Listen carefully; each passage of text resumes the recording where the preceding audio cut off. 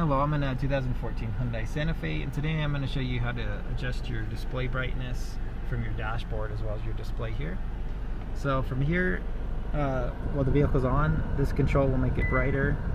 or lower it, and you can see as I push this button, it's got an illumination chart here. Also, from here you can hit your setup, and then from your setup menu, you can go to display, and then there's brightness controls here as well. And then something else to check is to double check you don't have anything on the dash, because there's sensors up here that can help indicate to the car if it's daylight coming through or like it's nighttime, you're in like a park garage type situation, because they'll read to your car to let you know if it's daytime or nighttime. But that said, I hope this was all helpful, and I hope you have a wonderful rest of your day.